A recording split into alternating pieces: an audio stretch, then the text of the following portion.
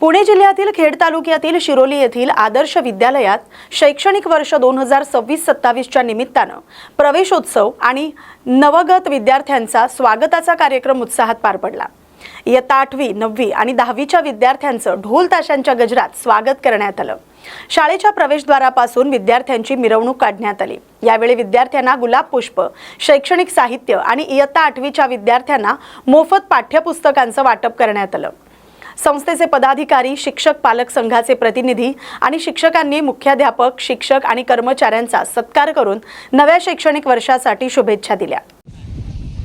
आज आपण पुणे जिल्ह्यातील खेड तालुक्यातील जे आदर्श गाव शिरोली आहे या ठिकाणी जे आदर्श विद्यालय आहे शिरोली शिक्षण प्रसारक मंडळाचे, तर आज आपण त्यांच्याकडे आलेलो आहोत।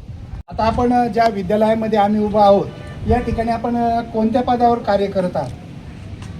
या आदर्श विद्यालयावर मी पालक संघाच्या अध्यक्षपदावर काम करत आहे।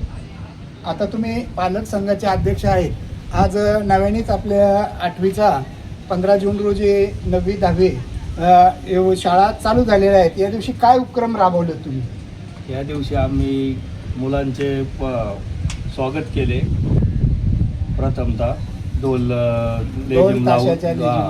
ढोल ताशा लेझिमाच्या याच्यात स्वागत केलं। त्यानंतर शालेय मुलांना शैक्षणिक साहित्य, पेन याचा वाटप केला। अल्पोपहार केलं मुलांना। अल्पोपहार। आता आपल्या शाळेमध्ये आपण कोणकोणते उपक्रम राबवतात?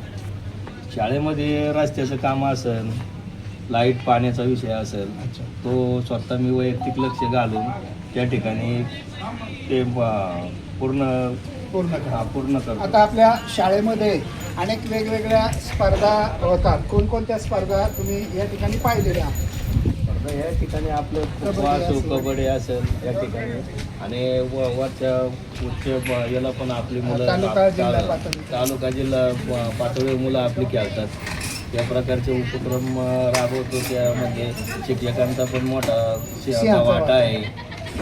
त्यानंतर तुम्ही अनेक वेगवेगळ्या शिष्यवृत्त्या असतील, चित्रकलाच्या ज्या परीक्षा असतील, या संदर्भामध्ये या विद्यालयाचं कशा पद्धतीने 10वीचा निकाल वगैरे या संदर्भात थोडी आम्हाला माहिती सांगा। 10वीचा निकाल तर गेले शाळा चालू झाल्यापासून अतिशय शिक्षक वर्ग स्टाफ यांनी अतिशय परिश्रम घेऊन मुलं घडवण्याचं काम केलेलं आहे। आणि शाळेचा हा निकाल दरवर्षी 100% हा निकाल शाळेचा 10वीचा आपला असतो। आणि मुलांना आपल्या घरच्या घरचं जसं वातावरण तसं हे शाळेचं सुंदर वातावरणामध्ये वातावरणामध्ये शाळेचा हे आपला। तर साहेब, आता तुम्ही ज्यावेळेस नुकतेच शिक्षक पालक संघाचे अध्यक्ष झाला त्या वर्षी विशेष एक असं काम केलेलं आहे कोणतं, कॅमेऱ्याच्या वगैरे त्या संदर्भात थोडीशी माहिती द्या बरं। ज्या टायमाला मी प्रथमतः शाळेवर आलो तर त्या ठिकाणी मी पाहणी केल्यानंतर सर्व म्हणजे मला व्यवस्थित वाटलं। परिसर, रस्त्याची व्यवस्था असो, लाईट पाणीची असो, पण ह्या ठिकाणी आपला हा जो परिसर आहे निसर्गरम्य आणि ह्या ठिकाणी मला एकच उणीव भासली की या ठिकाणी आपल्या शाळेला कॅमेरे नाही याची आवश्यकता आहे। त्याच दिवशी आपण निर्णय घेऊन कॅमेरावाल्यांना बोलून दुसऱ्या दिवशी कॅमेरे बसून त्या शाळेत आपली सुरक्षितता वाढवलेली आहे। आता या ठिकाणी विद्यार्थ्यांसाठी तुमच्याकडे ग्राउंड आहे, त्याचबरोबर तुम्ही शौचालय वगैरे या संदर्भात थोडंसं काय सुरक्षा आहे, कशा पद्धतीने तुम्ही करता हँडल, त्या संदर्भात एक अध्यक्ष नात्याने बोला। शौचालयाचं जर बोलण्याचं हे आलं तर मुलं असो मुली असो यांना स्वतंत्र सेपरेट शौचालयाची व्यवस्था आहे। त्यानंतर शाळेच्या वॉशरूम पण आहे। आणि सुरक्षेच्या बाबतीत जर सांगायचं आलं तर शाळेच्या चारही बाजूने कॅमेऱ्याची व्यवस्था आहे। आणि आता भविष्य काळामध्ये चाललेला विषय हे शाळेला जे तिन्ही बाजूने रस्ते आलेले आहे त्या रस्त्यांना सुद्धा कॅमेरे बसवण्याचं काम हे माझ्या माध्यमात डोक्यामध्ये आहे आणि ते लवकरात लवकर बसवले जातील। आता जे नवीन मुलं आले त्यांचं तुम्ही खूप असं स्वागत वगैरे केलेलं आहे, तर अजून काही तुम्ही नवीन विद्यार्थ्यांसाठी काही असे विशेष उपक्रम राबवणार आहात का? नवीन तर त्यासाठी उपक्रम आहे ना आपल्याकडे. आपण जास्तीत जास्त मुलं कशी शाळेसाठी आपल्या येतील आणि शाळेचं नाव कसं मोठं होईल यासाठी आपण वर्ग खोलीचं काम चालू केलेलं आहे. मुलांचा पट किती याने वाढला तरी आपण त्याचे पुढली पूर्ततयारीसाठी वर्ग खोलीचं काम चालू केलेलं आहे या ठिकाणी. निश्चितच अध्यक्षाच्या बोलण्यावरनं या ठिकाणी या ज्या आदर्श विद्यालयासाठी विविध सुखसुविधा उपलब्ध करून देणार आहे. तर म्हणून न्यूज 24/7 प्रतिनिधी दत्ता. नाशिक विभाग विधान परिषद निवडणुकीच्या पार्श्वभूमीवर राजकीय हालचालींना वेग आलाय. महायुतीकडून शिवसेनेचे उमेदवार नरेंद्र दराडे यांच्या उमेदवारीच्या पार्श्वभूमीवर येवला, मनमाड आणि नांदगाव इथल्या महायुतीचे नगरसेवक मुंबईकडे रवाना झालेत. येवला नगर परिषदेचे भाजपचे उपनगराध्यक्ष समीर समदडिया यांच्यासह भाजप, शिवसेना आणि राष्ट्रवादी काँग्रेसचे महायुतीतील सर्व नगरसेवक या दौऱ्यात सहभागी झालेत. मतदानापर्यंत हे नगरसेवक मुंबईतच राहणार आहेत. मतदानाच्या दिवशी ते थेट मतदानासाठी उपस्थित राहणार असल्याची माहिती देण्यात आली. या घडामोडींमुळे विधान परिषद निवडणुकीच्या पार्श्वभूमीवर राजकीय हालचालींना अधिक वेग आलाय. येत्या विधान परिषदेच्या निवडणुकीसाठी महायुतीचे उमेदवार नरेंद्र भाऊ दराडे यांच्यासाठी आम्ही मुंबईला जात आहे. ह्या पहिले आमचे राष्ट्रवादी व भाजपचे काही नगरसेवक पुढे गेलेले आहे. आत्ता आमच्या माजी नगराध्यक्ष जयाताई जाधव, जावळेताई व आमच्या छाया क्षीरसागर व इथं पुष्पाताई उपनगराध्यक्ष यांच्या सर्वांच्या सहकार्याने आम्ही नरेंद्र भाऊसाठी प्रचार निवडून आणण्यासाठी जात आहे. आमचे नेते आदरणीय गिरीश भाऊ महाजन, यतीनबाई कदम जिल्हाध्यक्ष भाजपा, तसेच समीर समदडिया ह्या पुढच्या पहिल्या गाडीमध्ये त्यांच्या नेतृत्वाखाली एक टीम गेलेली आहे. आणि समीर भाऊ भुजबळ यांची आमची किशोर भाऊ दराडे संघ एक मीटिंग झालेली आहे. आणि तिन्ही नेत्यांनी सांगितलेले आहे का युती धर्म पाळायचा आहे आणि युती धर्म निश्चित पाळणार आहे. धुळे जिल्ह्यातील बोरविहीर लाळिंग मार्गाच्या कामात सुमारे 50 कोटी रुपयांच्या गौण खनिज घोटाळ्याचा आरोप माजी आमदार अनिल गोटे यांनी केलाय. धुळे इथं आयोजित पत्रकार परिषदेत त्यांनी या कामासाठी अंदाजे 2 लाख ब्रास मुरुमाचं उत्खनन करण्यात आल्याचा, मात्र त्यापैकी अत्यल्प प्रमाणातच रॉयल्टी भरल्याचा दावा केलाय. त्यामुळे शासनाचा मोठा महसूल बुडाल्याचा आरोप करत त्यांनी संबंधित महसूल यंत्रणा आणि अधिकाऱ्यांच्या भूमिकेवर प्रश्नचिन्ह उपस्थित केलेत. मोठ्या प्रमाणातील उत्खननामुळे पर्यावरण आणि भूजल पातळीवरही परिणाम झाल्याचा दावा त्यांनी केलाय. या संदर्भात मुख्यमंत्री आणि महसूल मंत्र्यांना सविस्तर पत्र पाठवून संपूर्ण प्रकरणाची निष्पक्ष चौकशी करून दोषींवर कठोर कारवाई करण्याची मागणी अनिल गोटे यांनी केली आहे. असं आहे की बोरविहीर लाळिंग मार्गासाठी आतापर्यंत 3 लाख ब्रासच्या वर मुरुमाचं उत्खनन झालेलं आहे. जवळजवळ 60-70 ब्रासाची त्यांनी रॉयल्टी घेतलेली आहे.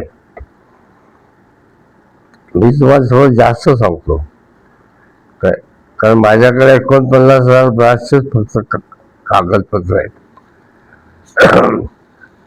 आता त्या ठिकाणी पाणी लागून गेले, म्हणजे वरपासूनची खालपर्यंतची खोली हे अंदाजे 50 फुटापेक्षा जास्त आहे. अजून पाऊस पडला नाही, त्या ठिकाणी प्रचंड पाणी साचले. दुसरी महत्वाची गोष्ट अशी आहे की धुळे जिल्ह्याच्या आजूबाजूला काय हे जे काय उत्खनन होतं त्या उत्खननामध्ये तहसील अधिकारी, महसूल अधिकारी सरळ सांगतात वरपर्यंत आम्हाला लाभ द्यावी लागते. वर म्हणजे कुठे? धुळ्याला कलेक्टर आणि मुंबईला महसूल मंत्री. मी महसूल मंत्र्यांना म्हटलं काय योगायोग आहे का तुम्ही धुळ्यात आले होते आणि त्या दिवशी 7,75,00,000 रुपयाचे दंड व्याज माफ झालं काय. तर पंढरपुरात आमदार रोहित पवार यांच्या आंदोलनानंतर आंदोलनस्थळी भाजपच्या काही पदाधिकाऱ्यांनी गोमूत्र आणि चंद्रभागेचं पाणी शिंपडून शुद्धीकरण केल्याचा दावा करण्यात आलाय। या घटनेनंतर काही शेतकरी आणि नागरिकांनी तीव्र नाराजी व्यक्त केली आहे। आंदोलनस्थळी बसलेल्या शेतकऱ्यांचा अपमान झाल्याची भावना व्यक्त करत भाजपला शेतकऱ्यांची ॲलर्जी आहे का असा सवाल उपस्थित करण्यात आलाय। या प्रकरणामुळे राजकीय वातावरण तापलंय। संबंधित घटनेवर विविध स्तरातून प्रतिक्रिया उमटतायत। याच पार्श्वभूमीवर कृषीनिष्ठ शेतकरी नितीन कापसे यांनीही आपली भूमिका मांडत इशारा वजा प्रतिक्रिया दिली। फडणवीस साहेब, आता तरी आवराया तुमच्या लोकांना। रोहित दादांनी जे परवा आंदोलन केलं ते आंदोलन राजकारण म्हणून नव्हतं, ते आंदोलन 45 लाख शेतकऱ्यांचा आवाज होता आणि त्या ठिकाणी आमचा शेतकरी बांधव जाऊन 3 दिवस बसला आणि त्याच्यानंतर आंदोलन तुमच्या काही लोकांनी शब्द देऊन माघार घेतलं आणि त्याच्यानंतर जी अवस्था आम्ही राजकारणाची घसरलेली बघितली, त्याच्यानंतर असं वाटलं की हा जो प्रकार आहे तिथं गोमूत्र टाकून जो शुद्धीकरण करण्यात आलं, शेतकरी बसलेली जागा, शेतकऱ्याची मागणी केलेली जागा अपवित्र असू कशी शकते आणि ही विचारधारा कुठंतरी आवरली पाहिजे।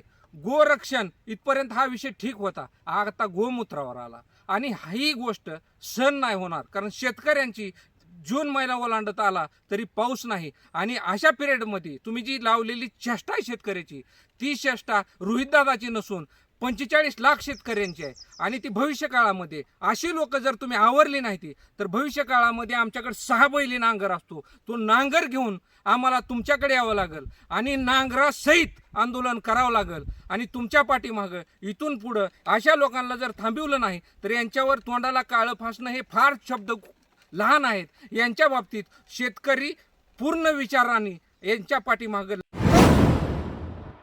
सरसकट कर्जमुक्ती, हक्काचा पीक विमा आणि अन्य शेतकरी मागण्यांसाठी शेतकरी नेते रविकांत तुपकर यांनी सुरू केलेल्या बेमुदत अन्नत्याग आंदोलनाच्या समर्थनार्थ बुलढाण्यात अनोखं भीक मागो आंदोलन करण्यात आले। आंदोलनाच्या दुसऱ्या दिवशी देखील शासनाकडून कोणतीही दखल न घेतल्याचा आरोप करत शेतकरी आणि कार्यकर्त्यांना शहरातून फेरी काढली। भीक द्या, कंगाल सरकारसाठी भीक द्या अशा घोषणा देत नागरिक आणि व्यापाऱ्यांकडून जमा झालेली रक्कम जिल्हाधिकाऱ्यांमार्फत शासनाला सुपूर्द करण्यात आले। जिल्हाधिकारी कार्यालयाबाहेर पोलिसांनी कार्यकर्त्यांना रोखल्यानं काही काळ तणावाचं वातावरण निर्माण झालं। त्यानंतर प्रतिनिधींनी निवेदन सादर करून शेतकऱ्यांच्या मागण्यांकडे तातडीनं लक्ष देण्याची मागणी केली।